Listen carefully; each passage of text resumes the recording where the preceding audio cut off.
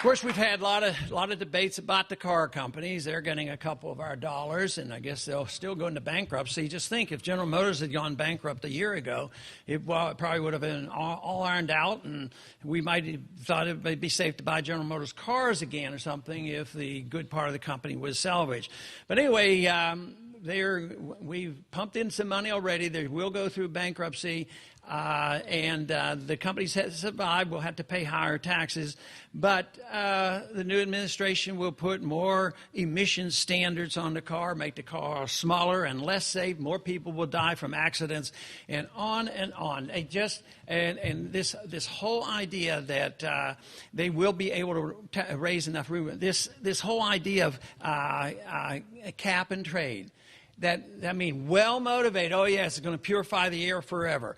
But what it's going to do is going to liquidate your wallet forever. Is what it'll do. It is just a huge tax. It's been tested in other countries, and it hasn't worked. It cost a lot of money, and it didn't change the environment in any way.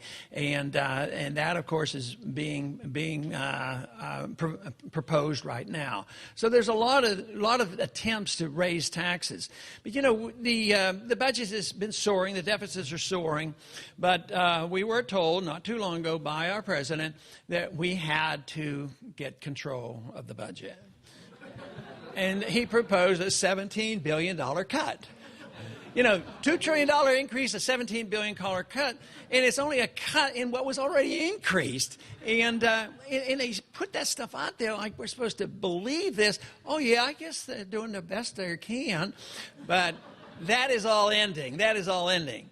What is happening today is people are losing confidence in the droves. And the one place that I have been encouraged, the people who aren't buying into this are the young people who are inheriting this.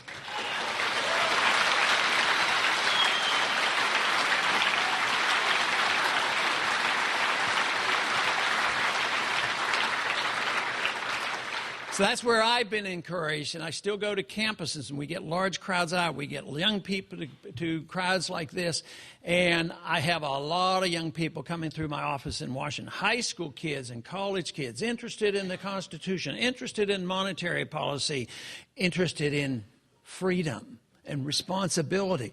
So I believe that the young people will be able to figure it out. And that's what we have to do. We really have to help people understand this, because it will not come quickly. You do have to educate. Now, the surprise to me, if I'd have been asked this before the campaign started last year, what I expected, what kind of response I would have expected, I would say probably about average, like I generally have. I get 30 people out here and there.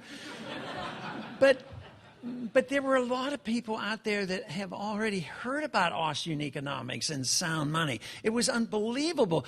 I mean, to see people, and hear people talking about it and knew about Mises and Hayek and all these wonderful books that have been around. The information has been out there, and it's so much easier, and this is probably the reason, it's much easier to get access to it through the internet. I struggled. I was curious enough, and I think that's the main thing we all ought to have, because we don't have all the answers, and that's what's wonderful about freedom. Since we don't have all the answers, we don't impose it on other people, but information is important to understand the system. But we have to be curious to try to figure it out, because I think there are some serious things to consider in environment. But, you know, the marketplace, good principles of the market handles a lot of that as well, because you don't have a right to pollute your neighbor's property. You can't dump your garbage on your neighbor's property. You can't pollute people's water. You shouldn't pollute people's air. But it's done with property rights. It's not by international regulations and taxation and doing silly things and then not figuring out, is the earth really warming, or is it warming in one spot and getting cold in another spot, or is this just part of a natural occurrences? And for people in Washington especially, if you challenge the status quo, the conventional wisdom about global warming, boy, you are painted as somebody from the very, very dark ages. But the truth is, it does deserve a lot of attention and a lot of study. But that is our job, is to make sure that we can answer these questions. But I don't have any hope at all with the economic bailout programs, the recovery program, on what's happening. They only know one thing. You know, they did diagnose it. They figured the deficits were too high and there was too much debt. So they came in, well, let's spend more money, let's run up the deficits even more, and let's print even more money, and let's regulate more. So they might have sensed a problem, but they're just doing more of the same thing. So I don't have any confidence at all, other than the fact that they will contribute to the demise of the dollar. But this past week we had some major conversations on the House floor dealing with torture. Now, you'd think maybe the issue ought to be that, has our country been involved with torture? And I think a few of us saw some pictures a few years ago that it looked like we were involved with torture. And it looks like it didn't do us any good at all around the world. It did us a lot of harm. And I believe those individuals who have assessed it and said that that is a strong motivation for people to join the Al-Qaeda. Us being over there, us bombing their country, killing civilians, causing a lot of refugees, and then also torturing people. So if that is the case, the question is it legal? Well, no, it's not legal. It's illegal. It's illegal under our law. It's illegal under international law. Is it moral? Well, from my viewpoint, I think it's immoral. And does it do any good? There's no evidence that does any good whatsoever, even though there's some that would say, oh, no, you can't imagine how many terrorists that we have saved from coming here because we tortured people and got information. Now, I have a little group in Washington that comes to my office. It's called the Liberty Caucus, of other members. And we had a speaker a couple weeks ago, Matthew Alexander, and he's written a book, and it's called How to Break a Terrorist. And he has experience. He was in the Air Force, but he was trained in interrogation, and he did over 300 interrogations in Iraq.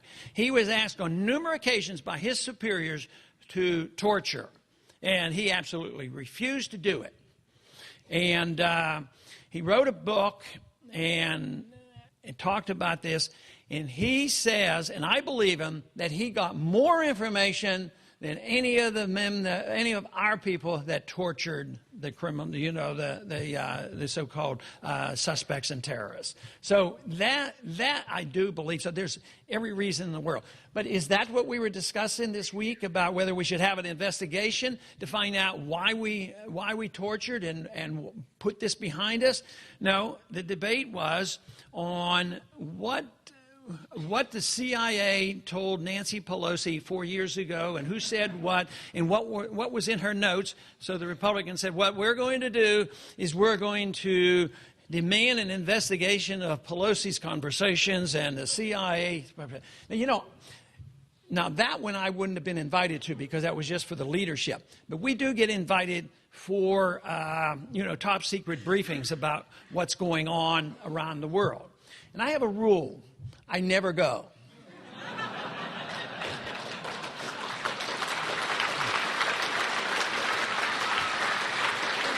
Now there's two reasons I never go. First, you never learn a thing. And second, if you do go, all you hear is propaganda. So why go and listen to them?